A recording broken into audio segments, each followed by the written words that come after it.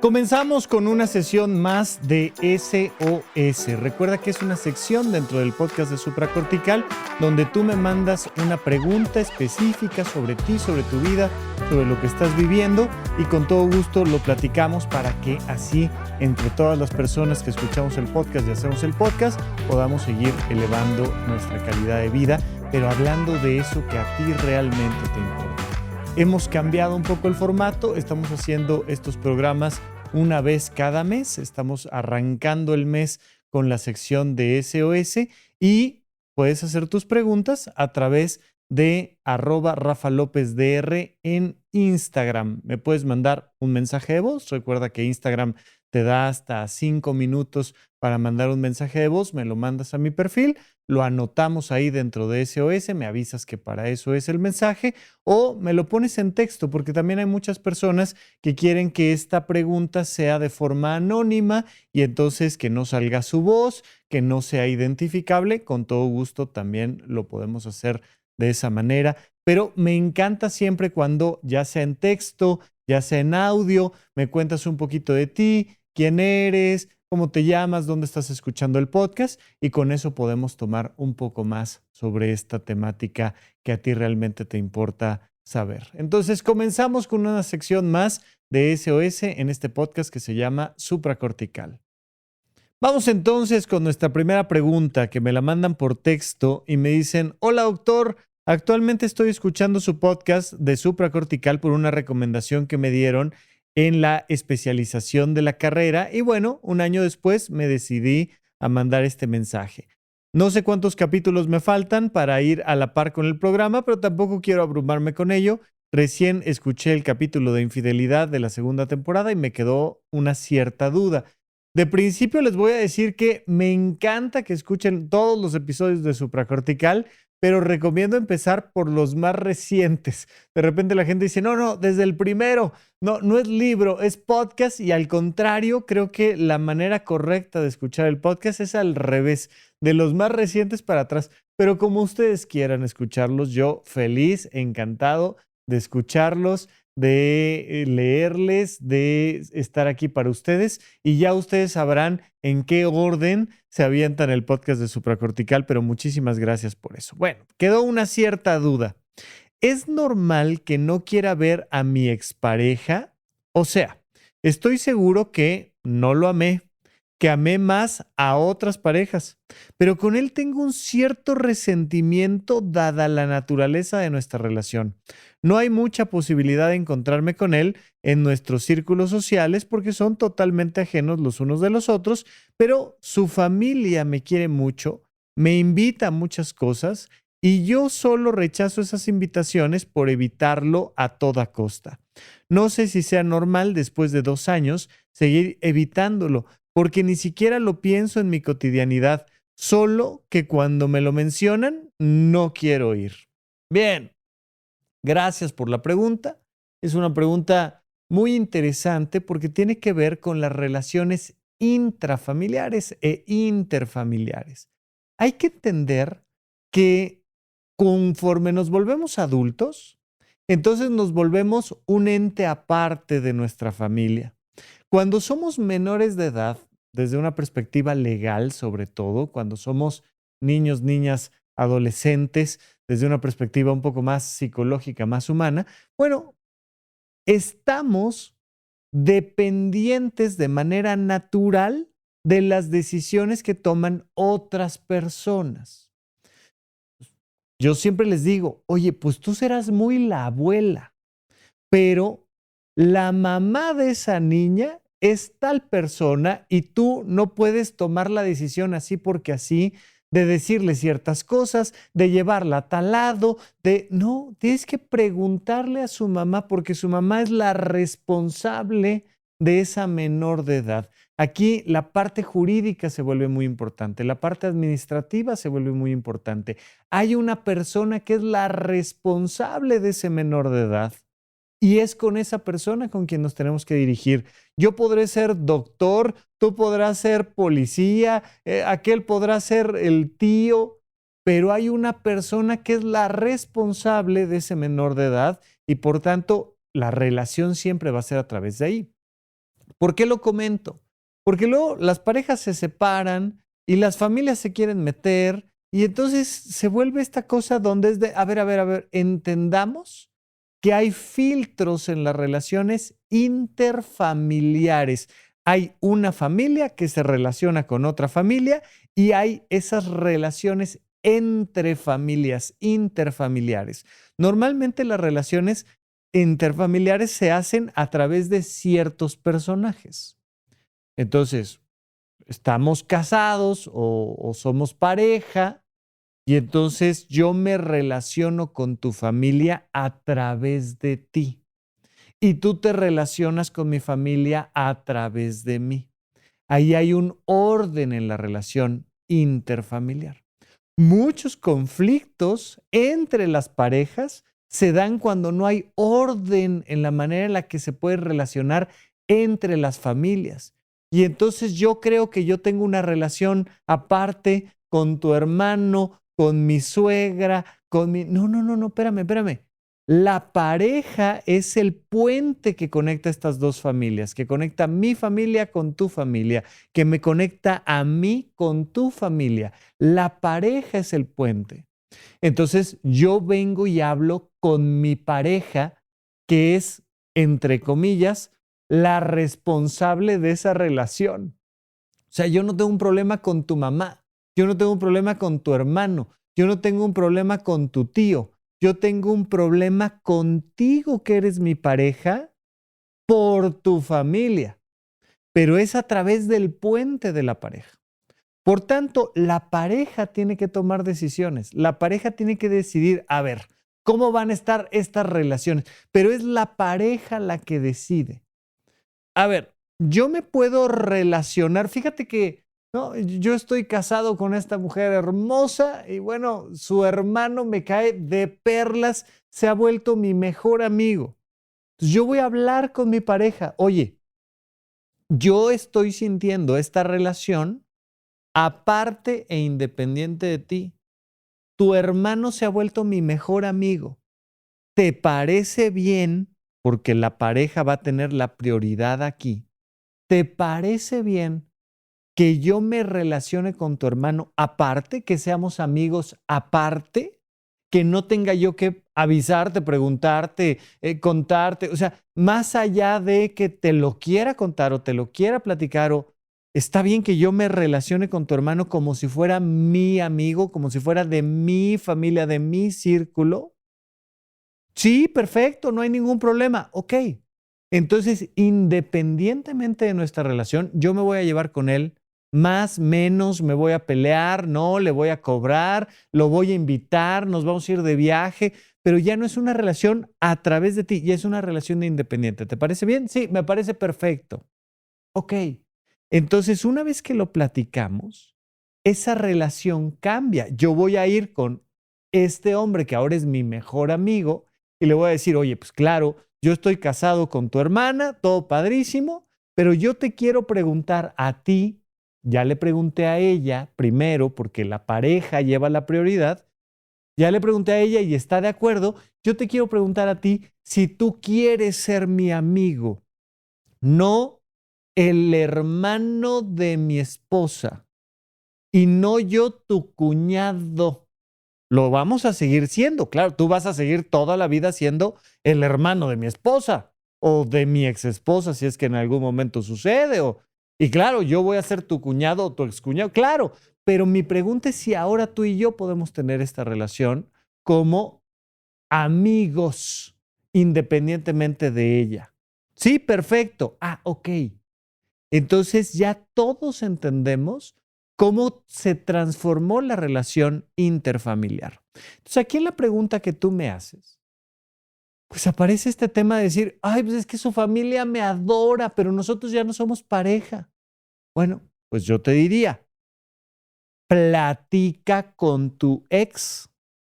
Oye, voy a platicar con tu ex, ¿no? Vamos a platicar juntos y vamos a llegar a un acuerdo.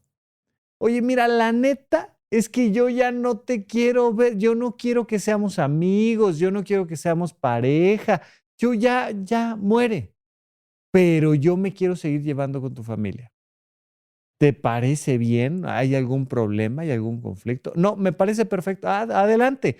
Entonces yo hablo con la familia y yo le digo, oye, pues mira, tú y yo nos llevamos increíble. Yo ya no soy pareja de tu primo, de tu hermano, de tu lo que me digas, pero me encantaría seguirme llevando contigo.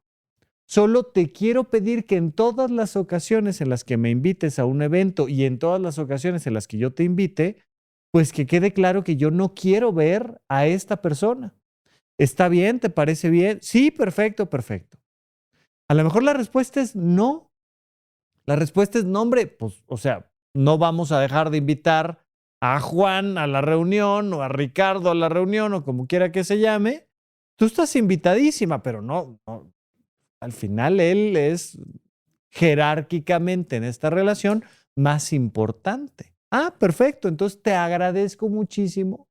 Yo te invitaré a ti de mi lado o hasta aquí queda la relación, pero yo no puedo estarme relacionando con él. Perfecto, ahí está. Pero hay que poner en orden las relaciones interfamiliares. Ahora, puede ser que tú ya no quieras ni siquiera hablar con Juan, Ricardo o como se llame, y entonces pues, tienes que hablar con esas personas de, oye, yo ni siquiera puedo hablar con él. Pero igual me encantaría seguir en contacto. Gracias por invitarme. Mira, nos ponemos de acuerdo. Pero la parte importante que tenemos que entender aquí es que hay que ponernos de acuerdo. Nos tenemos que poner de acuerdo. Uno de los grandes problemas que tenemos en el planeta entero es que no nos ponemos de acuerdo entre las personas. No ponemos nuestras relaciones en orden. Y entonces te odio, pero no te hablo, pero sí voy a tu cumpleaños y sí te llevo regalo, pero cuando me quieres dar un abrazo para agradecerlo, te volteo la cara, pero además te deseo con todas las entrañas que ojalá te caigas por un pozo, pero al mismo tiempo el día que me pregunta por ti hablo maravillas. Un desastre, un desorden total. Triangulamos conflictos. Yo le digo a mi mamá que le diga a mi hermano, que ya le diga a mi tío que me perdone, porque al fin que yo ni siquiera quise hacer nada malo. Y entonces cuando mi tío me pregunta por mi mamá, le cuento una mentira y luego voy y le digo a mi mamá que mienta porque yo le conté una mentira a mi tío. Y hacemos un desastre en las relaciones interpersonales.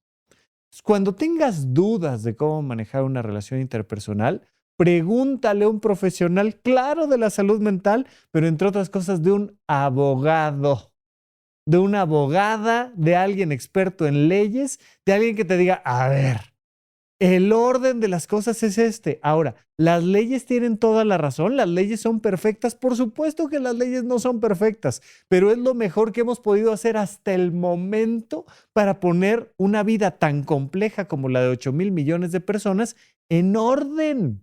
Porque hay 8,000 millones de voluntades, hay 8,000 millones de susceptibilidades, hay 8,000 millones de maneras de pensar la vida. Así es que medianamente nos ponemos de acuerdo a través de las leyes. ¿Qué pasa? Que como en las familias se asume que no hay necesidad de un entendimiento legal, pues entonces nos metemos en broncas, porque pues a mí me parece lo más natural, yo creía, es que esto así debería de ser. Pregúntale a un abogado, pregúntale a una abogada y pregúntale a un psicoterapeuta. Se trata de vivir en paz a través de poner en orden las relaciones interpersonales, las relaciones interfamiliares. Les agradezco muchísimo esa pregunta. Vamos con la siguiente. Me dicen aquí, hola Rafa, me comunico contigo para plantear esta situación que agradeceré puedas abordar en las cápsulas de SOS de manera anónima. Ya sabes que me puedes escribir a @RafaLópezDR en Instagram, me lo mandas y me pones así como este mensaje. Oye, por favor, anónimo, lo dejamos anónimo con todo gusto. En el 2024 sufrí hostigamiento laboral por parte de mi jefe inmediato.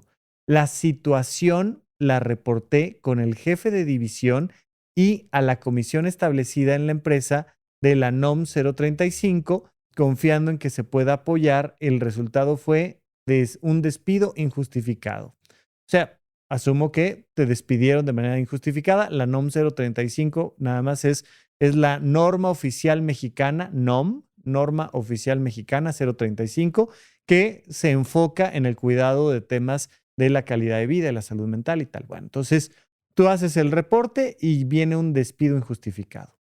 Desde el 2023 he estado en tratamiento psiquiátrico y psicológico por trastorno de ansiedad. Mis superiores y recursos humanos tenían el conocimiento. Con impotencia puedo decirte que en México los que padecemos una enfermedad mental somos estigmatizados y que cuando tienes la confianza de abrirte y decir que padeces este trastorno se utiliza en tu contra. O al menos eso es lo que yo viví. La institución apoyó al hostigador y el entorno también lo hizo. Cada día busco avanzar y reconocer que tuve la valentía de poner límites para prevalecer en mi salud mental. El ambiente en esa empresa era brutal. Tuve una crisis de ansiedad, tristeza, invalidaciones, humillaciones. Había días, varios, donde tan solo llegaba a la empresa y me mareaba, además de tener migrañas muy fuertes. Sé que solo yo puedo superar esto, pero aún sigue doliendo la injusticia del sistema, la traición de personas y creo que más la decepción. ¿Qué puedo hacer para que ya no me siga doliendo? Ay, te agradezco muchísimo la pregunta. Varias cosas. Y hay dos perspectivas opuestas, pero que al mismo tiempo tienen que complementarse. La primera perspectiva. Lo más importante es tu salud mental. La perspectiva opuesta, lo más importante es que se haga justicia. Las dos perspectivas son correctas. Entonces, arranquemos primero con esta. Oye, qué bueno que saliste de ahí por despido injustificado, por renuncia, por lo que tú me digas, con el finiquito, sin él, lo que sea. Pero alejarte de un lugar donde te está generando tal nivel de ansiedad, crisis, migraña, todo, bueno, es que no hay cosa que valga más que eso. Qué bueno que ya no estás trabajando ahí. Felicidades. Qué bueno que levantaste la voz, que dijiste me están hostigando y que te corrieron injustificadamente. Ahora, la perspectiva opuesta, que también es correcta, es no, espérame. Hay que buscar justicia. Hasta donde tope hay que buscar justicia. Ahora, la mejor manera de buscar justicia es en compañía. Lo peor que podemos hacer para buscar justicia es tratar de hacerlo en solitario, a solas, porque se requiere de un montón de energía para buscar justicia. Y entonces necesitamos cargar ese peso entre todas y entre todos. Necesitamos hacer todo lo posible por crear un mundo mejor, indudablemente. Entonces, por un lado, qué bueno que ya saliste de ahí. Lo más importante es tu salud mental. Nada es más caro que perder tu salud mental. No hay finiquito, no hay justicia, no hay cosa que justifique la pérdida de la salud mental. Pero por otro lado, hay que tratar de llegar a la verdad y a la justicia. Ya platicaremos en alguno de los episodios próximos. Voy a comentarles sobre este librazo de El Invencible Verano de Liliana. Es un libro fantástico de una autora cuya hermana fue víctima de feminicidio y que 30 años después dicen, no, espérame, hasta donde tope. Y resulta que, siguiendo la noticia, pues el victimario, la persona, el hombre que mató a su hermana, se fugó y parece que se murió. Y entonces le dicen en una de las entrevistas, oye, pues entonces ya no va a haber justicia. Y dice, no. La justicia es simbólica. No importa si ya se murió, si se murió hace un día o hace 10 años.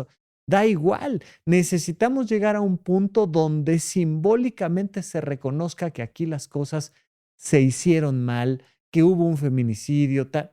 Y entonces la autora va explicando cómo a través de platicarlo con profesionales entendemos de manera mucho más amplia la justicia. Así es que yo te diría, claro, por un lado, recupérate en temas de tu salud mental y por otro lado, busca justicia. Muchas veces en este tipo de casos, como que naturalmente esperan que yo les diga, ay, no, pues es que ya suéltalo, ya olvídalo, ya, Rafa, ¿cómo le hago para que me deje de doler? No, pues ya no pienses en eso. No, Muchísimas veces para que deje de doler necesitamos tiempo, necesitamos atención de profesionales y necesitamos resignificar el evento. Es decir, darle una nueva perspectiva al evento. Y muchas veces no puedo soltar el coraje porque traigo un proceso pendiente. Esto lo hemos visto mucho en la literatura, cuando un fantasma, para dejar de ser fantasma, tiene que liberarse de un proceso pendiente. Y entonces no se puede morir porque hay una injusticia pendiente. No se puede morir porque algo falta. Y entonces se queda ahí atrapado en el limbo entre dos mundos, entre los vivos y entre los muertos. Y de repente vas leyendo la historia y se libera el proceso pendiente. Ya le pudo mandar el mensaje a quien necesitaba. Ya pudo ayudar a quien tenía que ayudar. Ya se pudo disculpar con quien tenía que disculparse. Ya pudo resarcir un daño aún generaciones después. Se resuelve el proceso pendiente y entonces ya se puede morir en paz. Pues por supuesto que todo esto es un símil de lo que nos pasa a nivel psicológico. Así es que yo te diría, claro, hay que ir al psiquiatra y ver si te manda un medicamento para controlar la ansiedad. Claro, sí, por supuesto. Pero muchas veces hay que ir con el profesional de la salud mental y de la justicia, con los abogados, con las abogadas, a preguntar, oye, ¿tengo un proceso pendiente? ¿Hay algo pendiente que hacer? ¿Hay alguien aquí a quien reclamarle, meterle un documento, hacer algo? Hay que ir con derechos humanos. Oye, es que ya no vas a ganar nada. Pues a lo mejor no, pero yo traigo un proceso pendiente. Si yo ya no traigo un proceso pendiente, entonces viene una parte bien complicada que se llama aceptación, que el doctor Alfonso Ruiz Soto le llama aceptación genuina del principio de realidad. Es decir, que así es. Hay un punto donde hay que aceptar que la justicia no se pudo hacer valer. Hay un punto donde hay que aceptar que hubo un hostigamiento. Hay un punto donde hay que aceptar que el mal existe. Hay un punto donde hay que aceptar que perdimos la batalla. Sí, o que se hizo lo más que se pudo o lo que tú me digas. Pero muchas veces para que deje de doler hay que aceptar. Sin embargo, muchas veces hay que aceptar que duele para que luego deje de doler. Oye, esto pues me duele. Todavía me duele. Ok, pues de tanto en tanto regresemos a platicarlo con un profesional. No se trata de evadirlo, de decir, no, ya de ese tema ya ni me hables. No, regresemos a la temática, regresemos a platicarlo y regresemos sobre todo a explorar, ¿hay algo pendiente que hacer? Si no hay nada pendiente que hacer, entonces hay que, lo que llaman los budistas, empollar la emoción. Es sentarte a sentir la emoción. Pero si hay algo pendiente que hacer, entonces hay que ponernos manos a la obra y hacerlo. Vamos a hacerlo, porque a veces no nos liberamos por un proceso pendiente. Así es que bueno, te mando un abrazo, lamento mucho que esto haya sucedido. Tengo una amiga muy cercana que le pasó una cosa muy parecida y ella era la directora de recursos humanos, ¿no? Y de repente un machismo y una agresión cavernícola sobre ella y la empresa apoyó al cavernícola. Bueno, ni hablar. Hoy en día se fue a otro trabajo, está en un mejor lugar, aprendió muchas cosas, esa empresa seguirá teniendo sus problemas, pero ahí vamos entre todos haciendo lo posible por crear un mejor mundo y una mejor calidad de vida. Te agradezco muchísimo tu pregunta. Vamos con la siguiente. En la siguiente pregunta me dicen, hola Rafa, soy una clienta frecuente de tu podcast. Muchísimas gracias. Esta semana tocaste temas sobre TDAH, o sea, trastorno por déficit de atención e hiperactividad, que desde hace varios tiempos tengo mucha incertidumbre de dónde puedo obtener un diagnóstico. La terapia cognitivo-conductual no me ha brindado los recursos necesarios y sé que a mi tratamiento requiere más. He comprado libros, podcasts, cursos y nada me lleva al siguiente paso, a bajar mi ansiedad o poder ser mucho más funcional. Sé que es una pregunta comprometedora, pero sin compromiso alguno. ¿Conoces algún centro en México o especialista que haga diagnóstico de TDA? He visitado varios en España, pero los precios son altísimos. De todo corazón te agradezco la atención. Bien, a ver, primero, me estás dando un diagnóstico que tú crees que tienes, TDAH, trastorno por déficit de atención e hiperactividad, y me estás diciendo que el síntoma principal es ansiedad. Entonces, no por tener TDA, una persona tiene ansiedad. Mi pregunta sería, ¿por qué tienes ansiedad? Mi pregunta sería, ¿ya has ido a tratar específicamente la ansiedad? Con el tema del TDA, ya les he comentado que el diagnóstico es clínico, lo hace un psiquiatra, pero particularmente recomiendo que además se acompañe con pruebas neuropsicológicas, con personas que estudiaron psicología y luego hicieron una maestría en neuropsicología. Y entonces esas pruebas que te hace una persona que hizo neuropsicología te permiten corroborar el diagnóstico de TDA y entender estadísticamente con metodología científica de dónde viene esta ansiedad.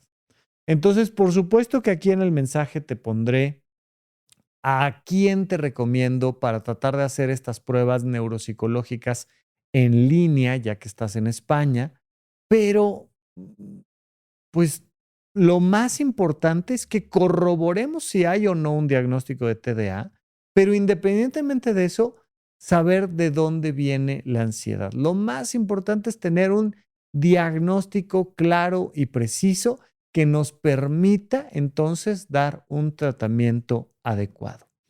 ¿Cuál es la ventaja que tenemos hoy en día? Bueno, pues que en muchísimos países de este mundo se habla español y que en muchos lugares hoy en día podemos hacer tratamientos en línea. Entonces, claro, te dejaré aquí el dato de alguien que te pueda hacer estas evaluaciones en línea, pero, oye, pues es que es carísimo. Ok, entiendo.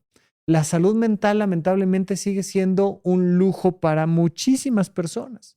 Sin embargo, creo que es importante encontrar dentro de tu espacio, dentro de tu geografía, algún centro, no tanto enfocado hacia una clínica dedicada al diagnóstico del TDA, no, simplemente busca allá en España a un neuropsicólogo, a una neuropsicóloga que te pueda hacer pruebas neuropsicológicas y determinar qué onda con el TDA, si hay un diagnóstico de trastorno por déficit de atención y por otro lado, de dónde viene la ansiedad.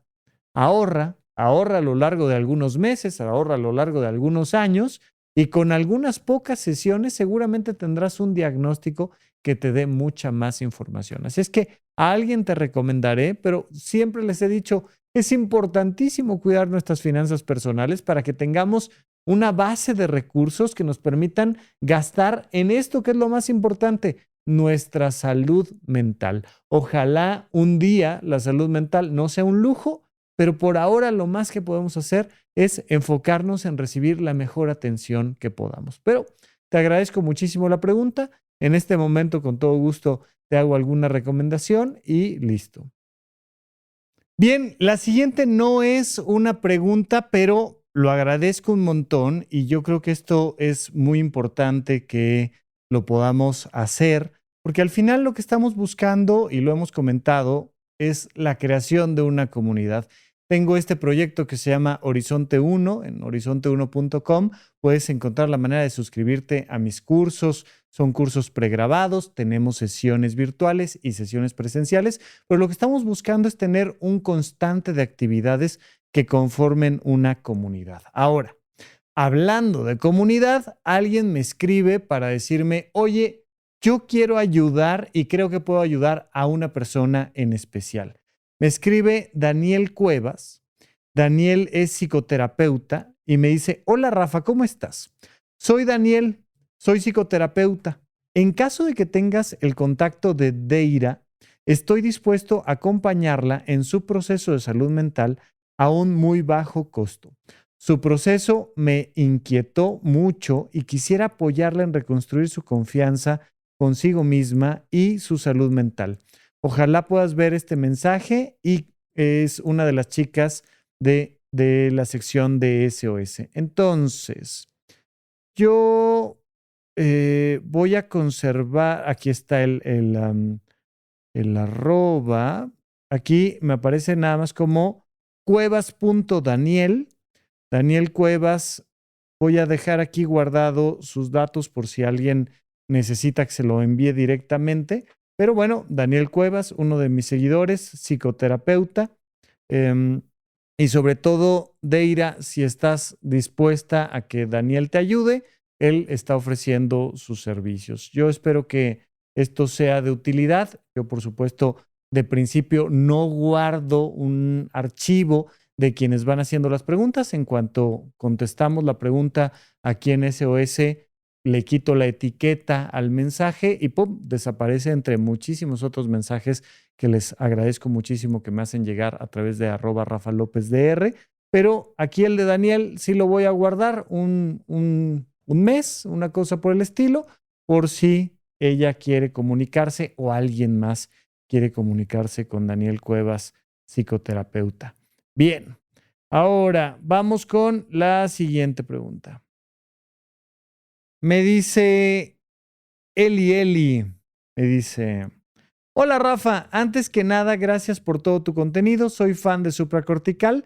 Todas las noches de regreso del trabajo pongo un episodio y me llama la atención el tema de las metaemociones, porque a mí me pasa a cada rato. No sé cómo lidiar con mis emociones y entonces siempre termino con culpa después de haber experimentado enojo, por ejemplo. ¿Será posible un episodio más largo, un consejo para poder lidiar con esto, ya que me hace mucho sentido en mi vida? Abrazos, gracias, soy de Ciudad de México. Te agradezco un montón que me pongas aquí el nombre, ya llevábamos un rato sin una pregunta con nombre. Recuerde que me lo pueden mandar por mensaje de voz. Especialmente esta sección está pensada para que pongan su voz y yo lo ponga aquí en el micrófono y entonces me cuenten ustedes cómo se llaman, de dónde son y entonces me mandan un mensajito de voz ahí en @RafaLópezDR en Instagram. Pero si lo quieren hacer por texto, yo encantado. Vamos a platicar rápidamente de las metaemociones. Las metaemociones son las emociones que se generan por haber tenido una emoción. Y entonces me enojé y luego me sentí triste por haberme enojado. El sentirme triste por haberme enojado le llamamos una metaemoción. Me sentí culpable por haberme sentido triste. Me sentí triste por haberme sentido enojado. Y entonces es este doble garrotazo, este factor de rebote donde una emoción provoca otra y provoca otra y provoca otra. Esto tiene mucho que ver con nuestras expectativas, con que creemos que deberíamos de ser perfectos o perfectas. Particularmente le sucede mucho a las mujeres porque les decimos a las mujeres: no deberías de sentir esto. Por supuesto, le pasa también a los hombres, pero especialmente lo he visto con este síndrome de la impostora, lo he visto con las mamás, lo he visto con muchas mujeres donde es que yo debería de ser perfecta. Es que yo tengo esta idea de que yo no me debería de enojar con mis hijos, o yo no debería de gritar, o yo no debería de... No, y entonces creemos que no podemos ser seres humanos. Por supuesto, la primera recomendación es: date permiso de sentir lo que estás sintiendo y deja de creer que deberías de ser perfecta y deja de creer que deberías de proteger a los demás de tus emociones. Claro, hay que hacer todo lo posible por aprender a gestionar nuestras emociones y sobre todo por nunca incurrir en agresiones hacia los demás. Claro, pero somos seres humanos y somos falibles y entonces es importante decir: sí, me enojé. No, hay que reiterarlo. Sí me enojé. Sí me puse triste. Sí me sentí preocupada. Sí me dio miedo. Es que no deberías de... No. ¿Quién te dijo que no debería yo de sentir lo que siento? De hecho, es uno de los factores más importantes cuando manejamos un duelo, una pérdida. Es que yo debería de sentirme más triste o debería de sentirme menos triste. Debería de sentirme orgullosa o debería de no... Lo que sea. Solo tú sabes lo que estás sintiendo. El factor importante con la metaemoción es darme permiso de sentir lo que estoy sintiendo y dejarlo atrás. Ya lo sentí, ya pasó. Pues no, porque te enojaste, porque, bueno, pues mira, pues ya serás tú quien resuelve su problema de que yo me haya enojado, pero a mí ya se me pasó el enojo. Entonces, me doy permiso de sentir y me doy permiso de dejar de sentir. Me alejo de este perfeccionismo de creer que yo me debería de sentir de cierta manera. No, no te deberías de sentir de cierta manera. Hay que hacer todo lo posible porque más adelante podamos gestionar mejor nuestras emociones. Hay que ir aprendiendo técnicas de gestión de emociones, de cómo poner límites de manera asertiva, de tomas de decisiones, pero quitarnos esta idea de es que debería yo de sentir o de dejar de sentir tal emoción para poder evitar en lo máximo posible estar sintiendo este fenómeno de las metaemociones. Te agradezco, Eli. Gracias por tu pregunta y vamos con la siguiente. Adriana Larios me dice, hola Rafa, tengo un paciente que se golpea la cabeza con las manos y en la pared, ya que su marido la abandonó y está con otra persona. ¿Qué pasa con ella? ¿Crees que solo con terapia sea suficiente o hay que derivarla a un psiquiatra? Muchas gracias por tu respuesta. Ok. Hay una paciente que se golpea la cabeza con las manos y contra la pared porque está sintiendo esta frustración de que su pareja, no sé si le fue infiel, no sé si terminaron y luego se fue con alguien más, pero para fines prácticos el tema es que no logra gestionar bien sus emociones y llega a estos niveles. ¿Es necesario derivarla a un psiquiatra? La respuesta es sí. Eso no significa que el psiquiatra sea el factor clave aquí, que vaya a hacer toda la diferencia o que la psicoterapia no sea el elemento más importante. ¿Por qué sí hay que derivarla al psiquiatra? Porque no está logrando gestionar sus emociones hasta tal punto que se está poniendo en una situación de alto riesgo. Pegarse la cabeza con las manos ya es un dato peligroso, pero mucho más lo es pegar con la cabeza contra la pared. Lo que está sucediendo es que esa persona no tiene herramientas hasta el momento, no sabe cómo canalizar sus emociones y entonces de golpe le llegan, son abruptas y ¡pum!, explota y lo hace en la autoagresión. Tenemos por ahí en uno de los más de 700 episodios del podcast de Supracortical, tenemos uno donde hablamos de la cascada de la violencia, de la cascada de las agresiones, de la cascada del bullying, donde les digo de manera muy caricaturesca, esto no significa que sea la única cadenita de sucesos, pero el jefe es súper autoritario y agresivo con el empleado. Entonces le descarga su frustración el jefe al empleado. El empleado está casado con una mujer que se dedica a cuidar al chamaco, ¿no? Y entonces llega él y descarga la frustración que le aventó el jefe, descarga toda esa violencia en ella, que está en un nivel inferior del jefe. Bajamos al empleado, del empleado a el ama de casa que está recluida ahí en su casa cuidando al chamaco. Y entonces llega y grita y vocifera y pega y lo que tú me digas. Y descarga inadecuadamente esa violencia, esa frustración en ella. Ella lo tiene que descargar en alguien. ¿En quién lo descarga? Pues en alguien que tenga menos poder que ella, que en este caso es su hijo. Y entonces le grita, le pega, le dice, lo encierra, y ¡pum!, viene la cascada de la violencia sobre el chamaco. Ya del jefe pasamos al empleado, del empleado a la señora, de la señora al niño. El niño lo tiene que descargar en alguien. ¿En quién lo va a descargar? En el más pequeño del salón, en alguien con menos poder en su misma primaria, secundaria. ¿Vale? Entonces busca el más pequeño del salón y le descarga toda la violencia y toda la frustración y vamos viendo esta cascada del bullying. No hay niños que sean bullies per se. No hay niños que sean violentos per se. Hay niños cargados de frustración y que no están en un entorno que permita la convivencia segura y armoniosa.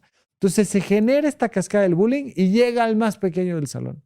Y el más pequeño del salón, ¿con quién lo puede descargar? Ya no tiene nadie más con quien descargarlo.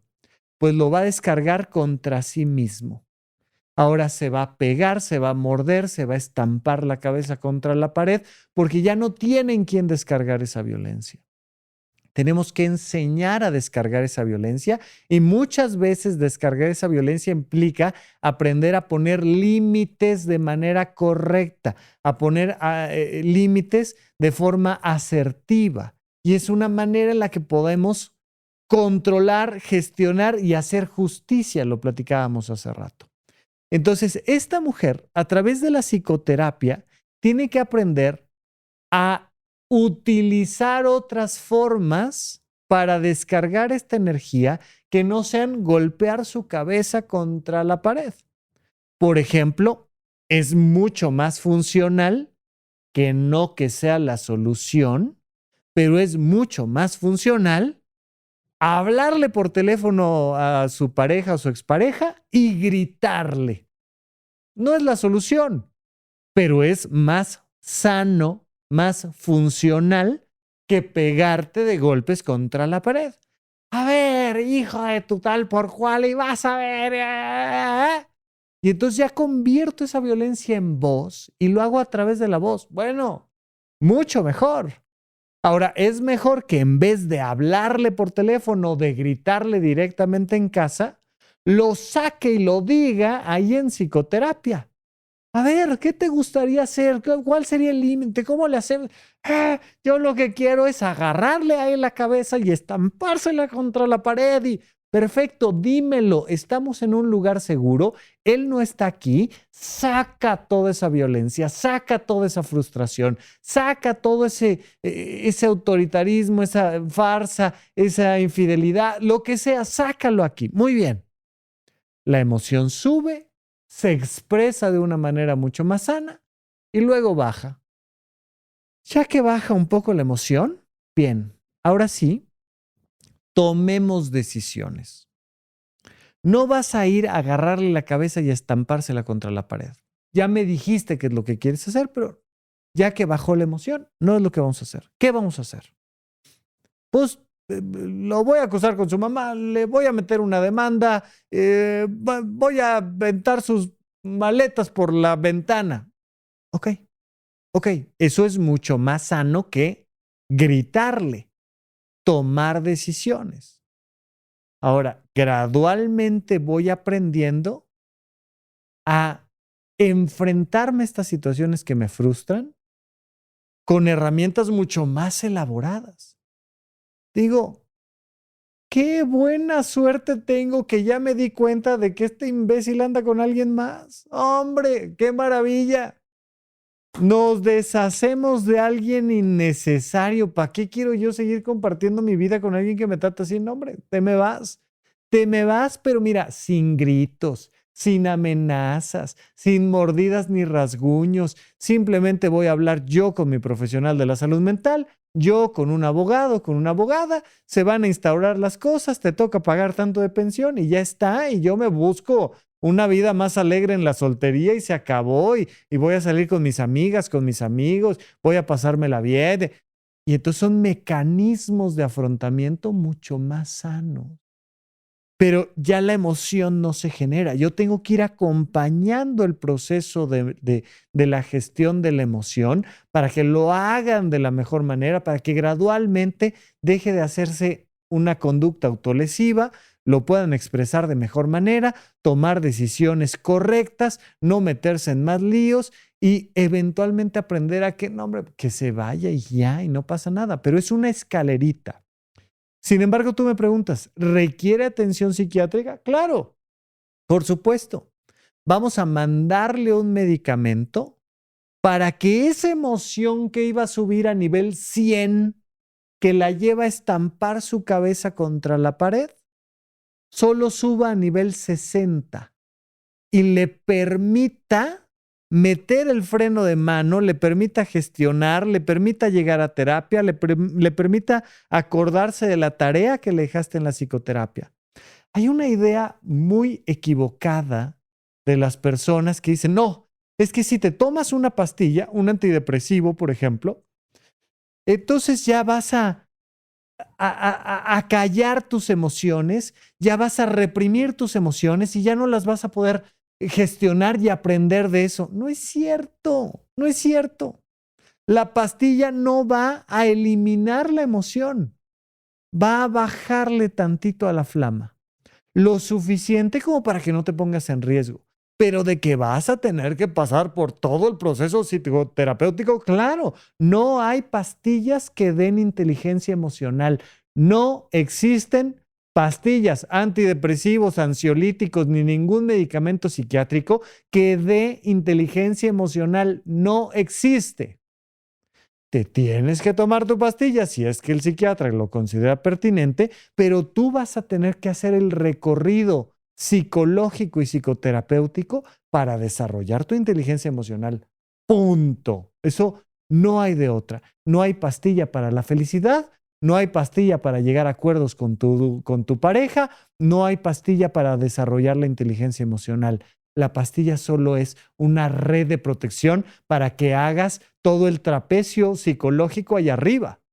Pero que si te caes, no te caigas más allá de un punto seguro. Para eso es el medicamento. Pero tú vas a tener que hacer el trabajo interno.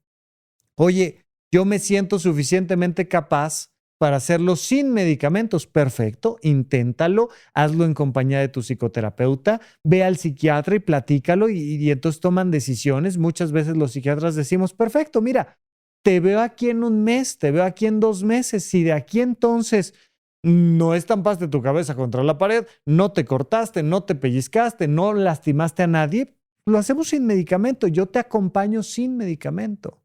Pero si vuelve a suceder esto o esto, yo te voy a recomendar, porque al final yo trabajo para ti. Yo te recomiendo que si te tomes esto, es tu decisión, pero a mí lo que me interesa es salvaguardar tu integridad. Bueno, pues lo intentamos, lo intentamos. Entonces, la pregunta concreta, oye, ¿necesitará una persona que se está dando de golpes contra la pared un psiquiatra? Sí, por supuesto, pero sin dejar de lado la psicoterapia, por favor. Vamos con la siguiente pregunta. Aquí me mandan un mensaje de voz. Vamos a escuchar el mensaje de voz.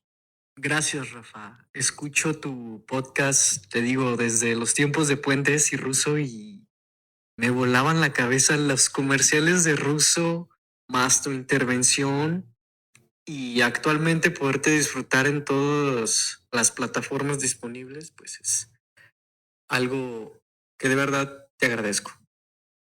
Yo pasé por la cárcel 6 años con meses. A mis 26 acudí a una fiesta y bueno, el chiste es que estuve preso por 6 años, 3 meses. Y adaptarme a esta nueva realidad está siendo un tanto difícil, sí. Escuché tu podcast de trastorno de estrés postraumático y me gustaría que comentaras un poco acerca de cómo en México no hay opciones para las personas que llevan ese proceso a cabo y cómo se enfrentan a una nueva realidad. Y estoy completamente de acuerdo con Víctor Frank en su libro del hombre en busca del sentido, en donde él explica esa tercera fase de liberación en la que los prisioneros no logran darse cuenta todavía de lo que está sucediendo. Algo similar me está sucediendo y gracias a tus episodios pues he podido salir adelante. Te agradezco mucho que existas, que exista tu podcast y espero que llegues muy lejos. Gracias. Al contrario, muchísimas gracias a ti. Te mando un gran abrazo. De principio, fíjate que me parece muy importante el tema de la reinserción a la sociedad. Desde hace muchos años hay un proyecto en México que se llama Teatro Penitenciario. Uno de los problemas más habituales de las personas que caen en la cárcel es que una vez que salen reinciden y regresan. Y esto se debe a muchos factores. Hay documentales por ahí muy interesantes de lo difícil que es para alguien una vez que sale del reclusorio, lo difícil que es encontrar trabajo, encontrar personas afines, encontrar quien les diga, oye, todo bien, vente, confío en ti. Se rompe el factor de la confianza y la confianza es fundamental, pero socialmente nos encanta discriminar a las personas. Indudablemente, de las personas a las que es más habitual y simple esta discriminación, simple en el sentido de que se da muy fácilmente, pues es a las personas que estuvieron en un reclusorio, por el motivo que sea. Entonces, este proyecto de teatro penitenciario nos lleva constantemente a esta experiencia de platicar con el recluso. Y cuando el recluso te dice, pues sí, hice esto, hice aquello, me pasó esto, fue de esta manera, fue un accidente, fue intencional, fue por una mala decisión, fue lo que sea, lo que sea. Se vuelve una cosa tremenda. Dentro de esta vida que van aprendiendo a lo largo de años, a lo largo de 6 años, 10 años, 30 años o lo que sea que dure una persona en reclusión, más que un estrés postraumático, se da una institucionalización, se da un proceso donde ya la persona luego no sabe vivir fuera de la institución. Y eso es un tema bien complicado de reacomodar y de romper, porque hay toda una lógica social dentro de las cárceles, dentro de las prisiones. Pero además existe el tema del estrés postraumático. Es decir, además existe oye, aquí había violencia todo el tiempo, había que estarse cuidando todo el tiempo, había que negociar por todo, había que estar al pendiente de que un día no te fueran a agredir con un arma, porque vaya que hay armas adentro de la cárcel, no solo de los que cuidan, sino además de los que en teoría no deberían de tener acceso a todo eso, ¿no? Y entonces se vuelve una situación de estrés constante y ese estrés constante genera este estrés postraumático. El estrés postraumático se atiende sobre todo con el psiquiatra y con medicamentos. El tema de la mente institucionalizada requiere de mucha psicoterapia, pero sobre todo de un entorno social adecuado. Tratar de hacer todo lo posible por acercarse a un lugar que me hagan sentir querido y seguro después de haber estado en la cárcel. Complicado, sí, pero algo que hemos visto en este proyecto de teatro penitenciario es que las personas que hicieron teatro penitenciario, que hicieron esta comunidad artística al interior del penal y que una vez que salen tienen un lugar donde llegar a trabajar, que es un puente, ¿no? Pasas de hacer teatro dentro de la cárcel a hacer teatro fuera de la cárcel a estar fuera de la cárcel. Es un puente de conexión que nos permite sentirnos en una comunidad de personas afines. Todos estamos pasando aquí más o menos por lo mismo.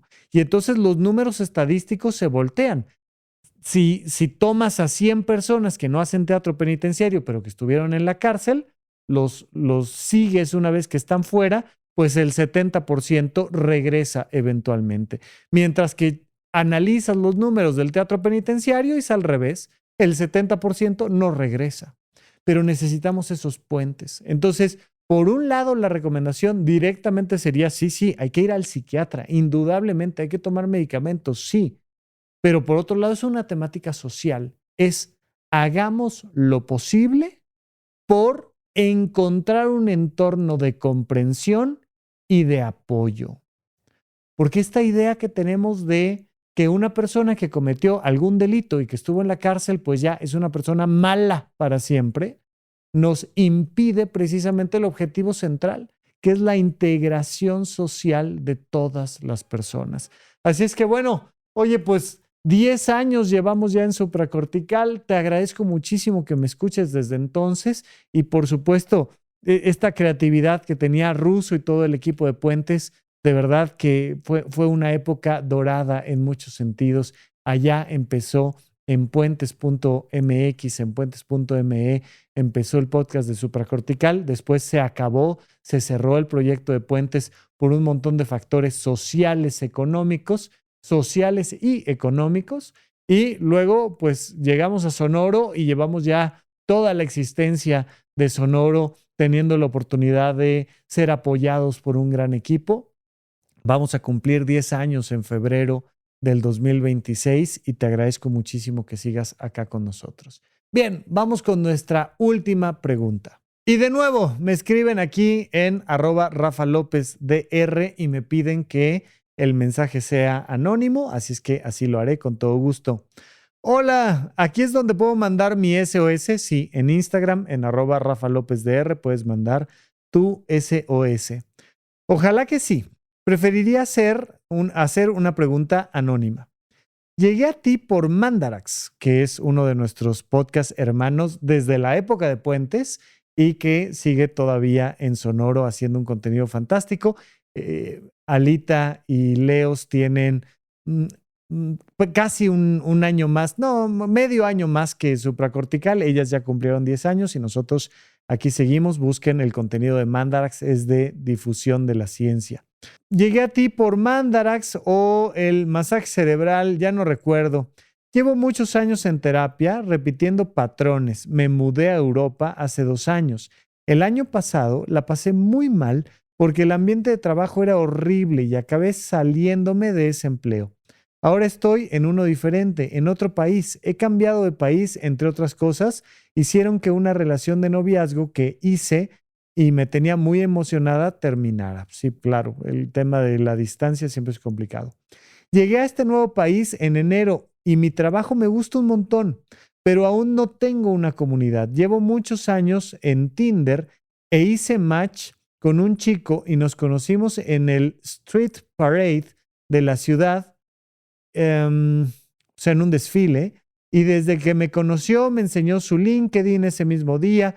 Me dijo que participaba en fiestas de fetiches y que iba cada año a orgías o algo de turismo sexual en Tailandia, que con su ex iba a fiestas swingers, etcétera. Sabiendo esto, yo seguí saliendo con él y tuvimos relaciones cada vez. Hemos salido tal vez 4 veces y me da muchísima ansiedad cada vez que llega el fin de semana y no tengo plan con él. Inclusive me da vacío mis fines de semana por si me llama. Los 2 fines de semana pasados no estuve en la ciudad. Él lo notó y me preguntó cuándo volvía.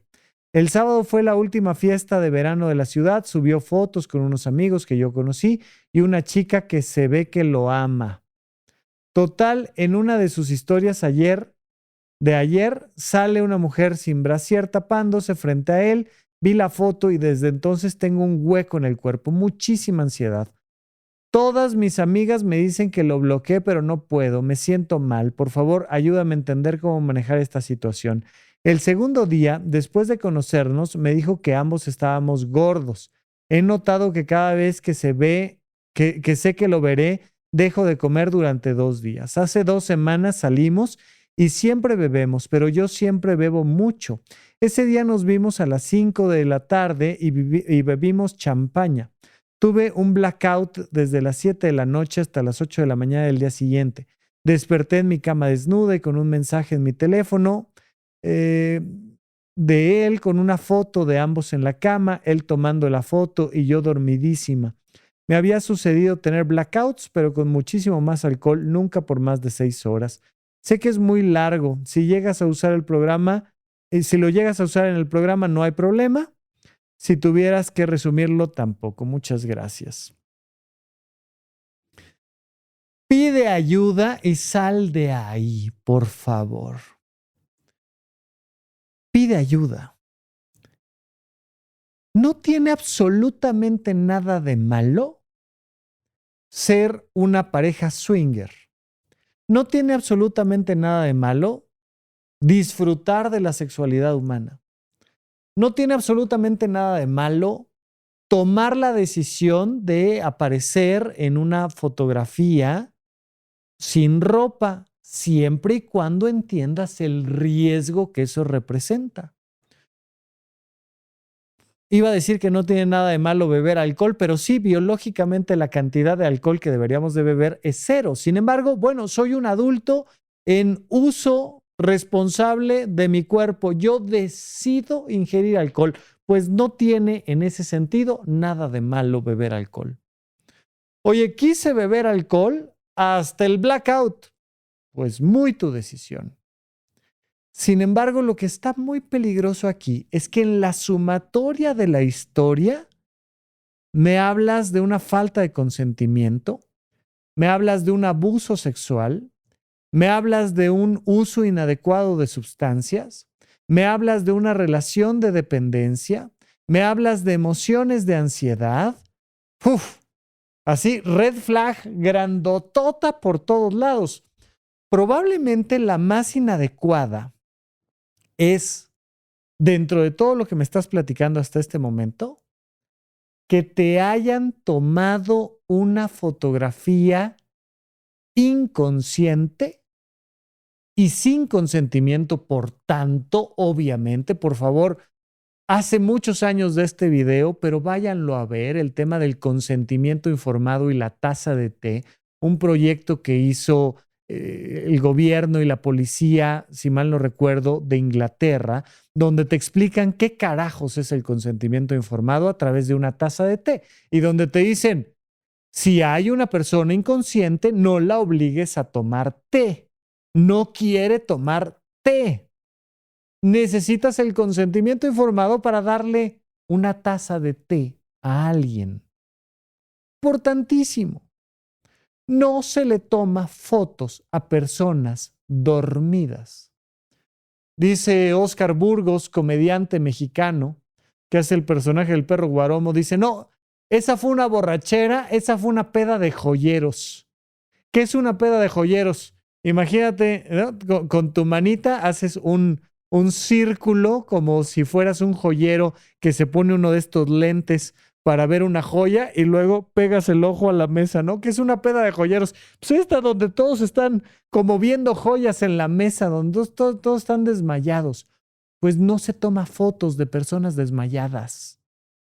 No importa si es porque se pusieron pedos voluntariamente, no importa si es porque se emborracharon voluntariamente y entonces se pusieron inconscientes voluntariamente. No se les toma fotos, mucho menos a las mujeres y mucho menos a mujeres que están borrachas sin ropa. Pues por supuesto que no. Eso es un delito. Y muchas veces es importante entender que el término nos va a ayudar a darle gravedad a la situación. Fuiste víctima de un delito. Platica con una abogada mexicana, platica con alguien en tu idioma, platica con alguien en el lugar donde sucedió, con una abogada que sepa las leyes del lugar donde esto sucedió, porque me dices que te cambiaste de país, pero no me dices a dónde. Bueno, platica con alguien local que sea experta en leyes y que sea sensible a las temáticas de la violencia de género. ¿Qué opina de que te hayan tomado, aunque él aparezca, de que te hayan tomado una foto desnuda o con poca ropa o en cama, estando tú inconsciente? O con mucha ropa. Pero, ¿por qué te están tomando una foto inconsciente? Es un delito. Tú te estás relacionando con un delincuente. Tú estás vinculándote, no con un chavo que, vieras como que tiene sus cosas raras, sino con un delincuente. Por favor, lean el libro del invencible verano de Liliana. Una historia sobre un feminicidio. Lean ese libro y entiendan cómo estas cositas, las vamos dejando pasar hasta que formamos parte de la estadística de los feminicidios. Entonces, por favor, lean ese libro. Asesórense con personas expertas en leyes. No es de, Rafa, dime algo para que yo entienda que no debo de estar con esa persona y no, necesitas de una red de apoyo. Necesitas de una red de apoyo física, necesitas tener personas contigo.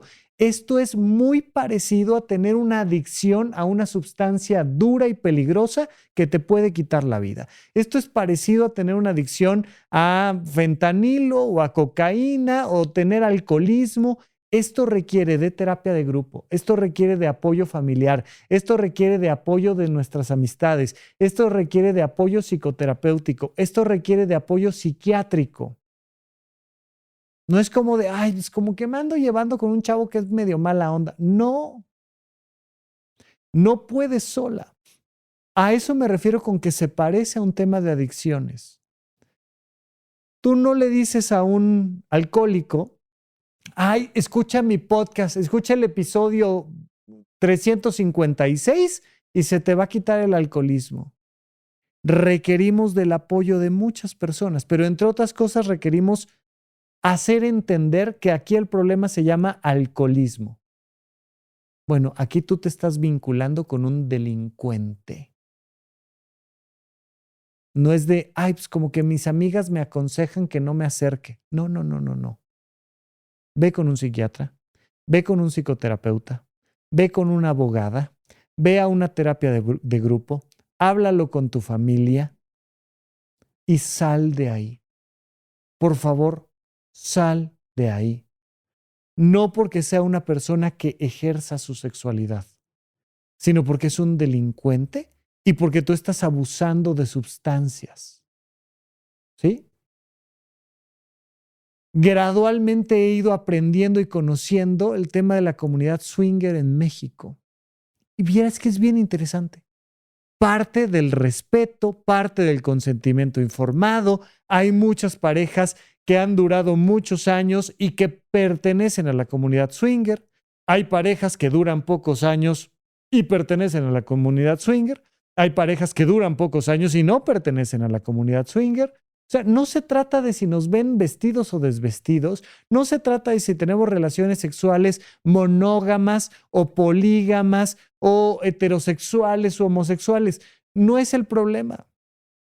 El problema es el no consentimiento, el problema es la violencia, el problema es el abuso de sustancias, el problema es el riesgo a nuestra salud. Ahí es donde está el problema. Entonces, por favor, quiero ser muy claro porque es muy llamativo todo el tema de la exploración sexual que me estás platicando, pero el problema no es ese. Podría ser dedicado a la iglesia de la esquina, podría ser, bueno, el más católico de los católicos. Podrías estar en una relación monógama, cerrada, y esta persona darte alcohol o participar contigo en el consumo del alcohol. Yo no sé si algo le haya agregado a tu bebida y por eso tu blackout duró más. No lo sé, no puedo acusarle de eso, pero una persona que te toma una fotografía cuando tú estás desmayada, cuando tú estás en blackout, desnuda, y te la manda, ¿a ti y a cuántos más se la mandó? O sea, antes de que tú supieras que estaba siendo fotografiada, antes de que tú pudieras dar tu consentimiento para salir en esa fotografía, antes de que tú pidieras esa fotografía, se te tomó y se te mandó esa fotografía. Eso es un delito grave. Eso es un delito grave.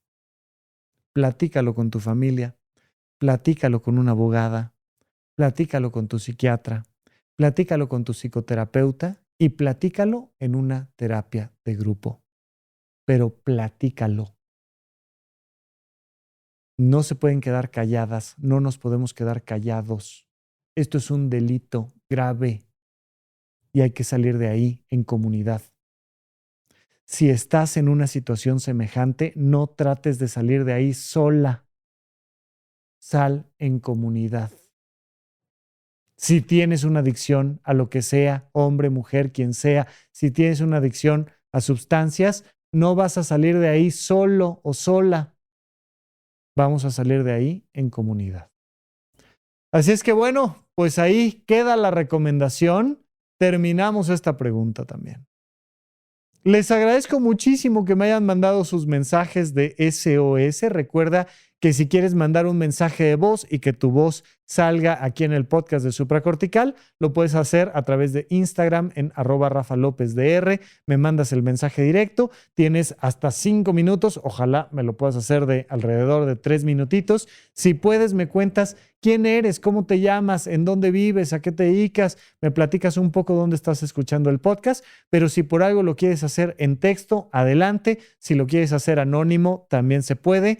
Te agradezco muchísimo. Para mí esta sección es muy importante. Es este espacio donde tú me platicas de eso que realmente estás viviendo y te importa entender, y entre todas y entre todos lo utilizamos para mejorar la calidad de nuestra vida. Te agradezco muchísimo la confianza. Yo soy el Dr. Rafa López, soy psiquiatra. Esta sección saldrá el próximo mes y mientras tanto seguimos con este podcast que se llama Supracortical. Gracias por escuchar Supracortical. Yo soy el psiquiatra Rafa López y me interesa muchísimo conocer tu opinión sobre este episodio o cualquier otro que hayamos publicado. Recuerda que puedes encontrarme como @RafaLópezDR en todas las redes sociales. Quiero darte las gracias por escuchar Supracortical y sobre todo por suscribirte donde sea que estés escuchando este programa, y así puedes enterarte todo el tiempo de nuestros próximos estrenos.